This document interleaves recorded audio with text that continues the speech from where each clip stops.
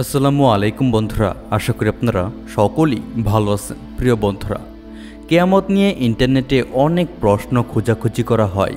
কিয়ামত কবে হবে, দুনিয়া কবে ধ্বংস হবে, কিয়ামতের কোন কোন আলামত দেখা যাচ্ছে, কত বছর পর কিয়ামত হবে, এমন সাধারণ প্রশ্ন আপনি হামেশাই শুনে থাকবেন। বন্ধুরা, আজকের এই ভিডিওতে আমরা আপনাদেরকে বলবো যখন কিয়ামত সংঘটিত হবে তখন কি কি হবে, আমাদের পৃথিবীর অবস্থা কেমন হবে, তা আমরা আজকের এই ভিডিওতে আপনাদেরকে জানাবো। তাই ভিডিওটি না টেনে একেবারে শেষ পর্যন্ত দেখতে থাকুন। আর এই ভিডিওতে এখনই একটি লাইক করে দিন। আর যারা আমাদের চ্যানেলে নতুন তারা চ্যানেলটিকে সাবস্ক্রাইব করে রাখুন। তো চলুন বন্ধুরা, আমরা মূল আলোচনায় ফিরে যাই। বন্ধুরা, সবার প্রথমে আপনাদেরকে বলে রাখি, কিয়ামত সেই দিনের নাম যেদিন পৃথিবী ধ্বংস হয়ে যাবে। পাহাড় পর্বত মাটি থেকে উড়ে আকাশে গিয়ে উঠবে, আকাশ থেকে তারা খসে মাটিতে পড়বে, অর্থাৎ পৃথিবী অস্বাভাবিক নিয়মে চলবে। কিয়ামত নিয়ে কুরআন এবং হাদিসে অনেক জায়গায় বলা হয়েছে কিয়ামতের পূর্ববর্তী একদিন আমাদের পৃথিবীর 50,000 বছরের সমান হবে। সেদিন মানুষ তার আমলনামা নিয়ে এতটাই চিন্তিত হবে যে তার নিজেদের অবস্থার কথা ভাববে না। কোরআনে বলা হয়েছে যে কিয়ামত জুমার দিন সংগঠিত হবে। দিনটি হবে 10ই মুহররম এবং সেদিন সূর্য পৃথিবীর এতই কাছে থাকবে যে মনে হবে পৃথিবী পিতলের হয়ে গিয়েছে। সেদিন সূর্য পশ্চিম দিক থেকে উদয় হবে এবং পশ্চিম দিক থেকে অর্ধেক উদয় হওয়ার পর পুনরায় অর্ধেক পূর্ব দিক থেকে উঠবে। কিয়ামতের দিন মাটি কাঁপতে থাকবে, সমস্ত পানি শুকিয়ে যাবে। সেদিন মাটি আল্লাহর হুকুমে কথা বলবে। সকল মানুষ কবর থেকে বের হয়ে এসে এক জায়গায় জড়ো হবে। প্রত্যেককে তাদের হাতে আমলনামা দেওয়া হবে। সেদিন তাদের সকল কাজের হিসাব দেওয়া হবে। তারা যা করেছে তার হিসাব নেওয়া হবে। মানুষ যেন এমনটা না ভাবে যে তারা পৃথিবীতে এসে যা যা করেছে তার কোনো হিসাব নেওয়া হবে না। সূরায় এসেছে যে কিয়ামতের দিনটি অনেক ভয়ঙ্কর হবে।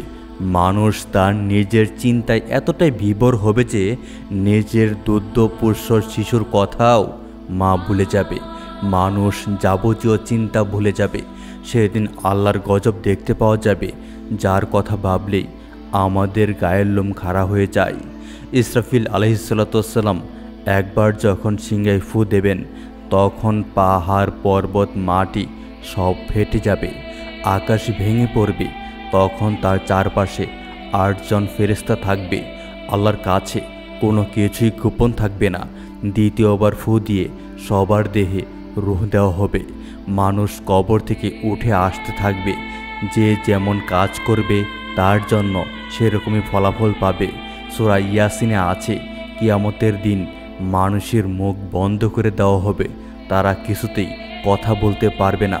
শুধু তাদের হাত পা সাক্ষী দেবে যে আমরা পৃথিবীতে এই গুনাহ করেছি। এ থেকে বোঝা যায় যে মানুষ তার পাপ কাজ অন্য কারো কাছ থেকে তো লুকাতে পারে, কিন্তু নিজের থেকে লুকাতে পারে না। তার সমস্ত অঙ্গ তার বিরুদ্ধে সাক্ষ্য দেবে।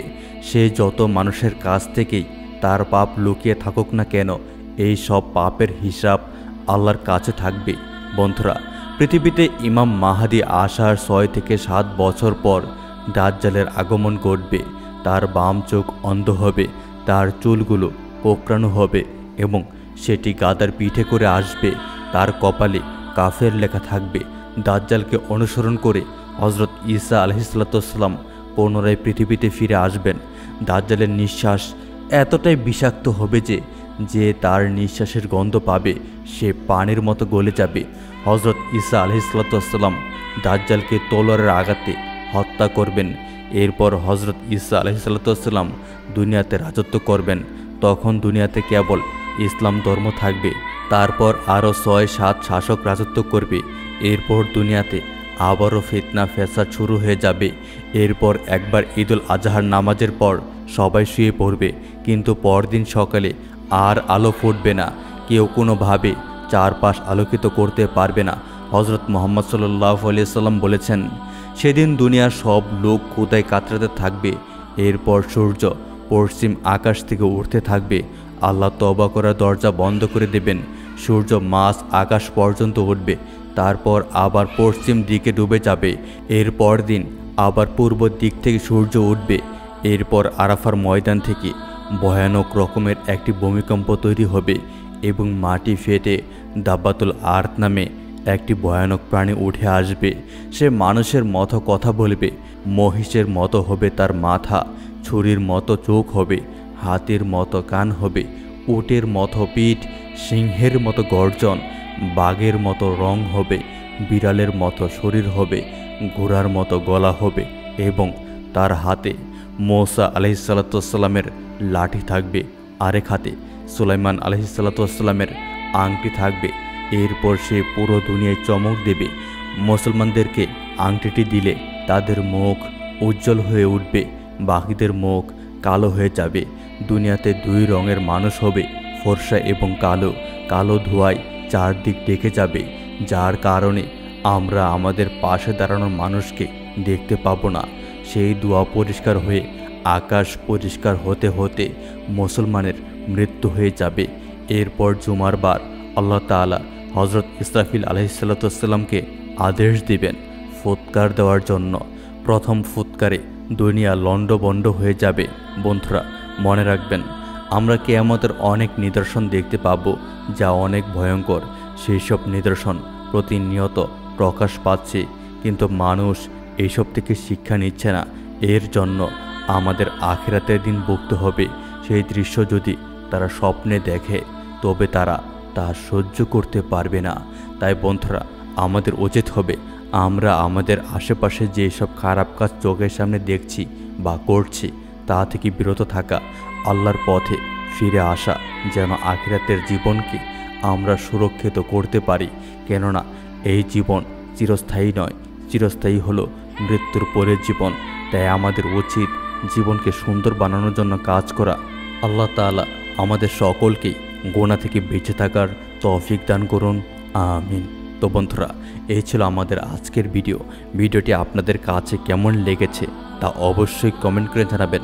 ভিডিওটি ভালো লাগলে অবশ্যই ভিডিওতে একটি লাইক দিবেন এবং নিয়মিত আরও এরকম নতুন নতুন ইসলামিক ভিডিও পেতে আমাদের এই বাস্তব ঘটনা চ্যানেলটিকে সাবস্ক্রাইব করে পাশে থাকা বেল আইকনটি বাজিয়ে রাখবেন।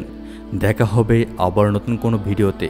সেই পর্যন্ত আপনারা সকলেই ভালো থাকবেন, সুস্থ থাকবেন, এই প্রত্যাশায় আজকের মতো বিদায় নিচ্ছি। আল্লাহ হাফেজ।